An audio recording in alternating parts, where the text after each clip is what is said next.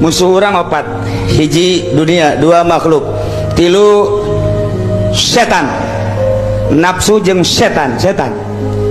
Lamun aya jelema keur merangan setan, nu kadeuleu setan malulu. Setan kayak kunyana dibacaan auzu, kayak kunyana dikitukeun, kayak dibacaan ayat kursi, setan ieu.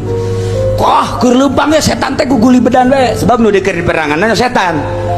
Tah hiji mangsa aya murid datang ka guruna, aing hayang boga nasehat ti guru, dek neuleuh kumaha ya guru ibadahna aing kieu bae kabeneran. Pas guruna keur ngalawudu, nah iya cek aing nyonto guru ya wudu ya, pas guruna ngalawudu, a'udzubillahi minasyaitonir rajim, bismillahirrahmanirrahim, hendak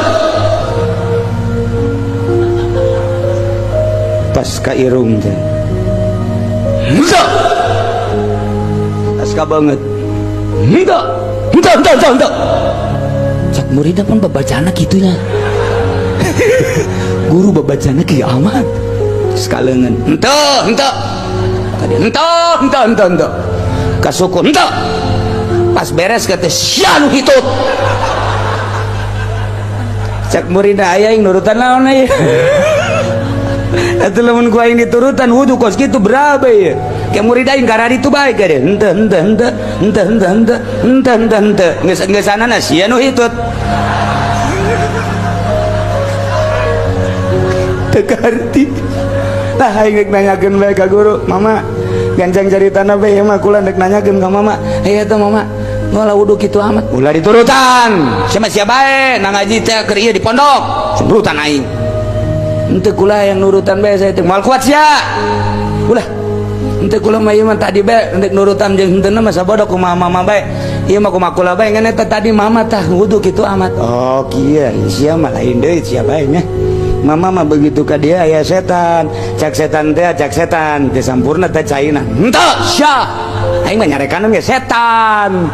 Begitu ka dia tah kabeung ka irung cuma ka dia cak setan hitut tah teu sampurna henteu aing teh hitut sia kabeung tah teu sampurna ngawas-waskeun ban setan henteu kaleungeun kitu kaina terakhir cak setan teh mama hitut teh sia nu hitut maka arti kan Gus ya.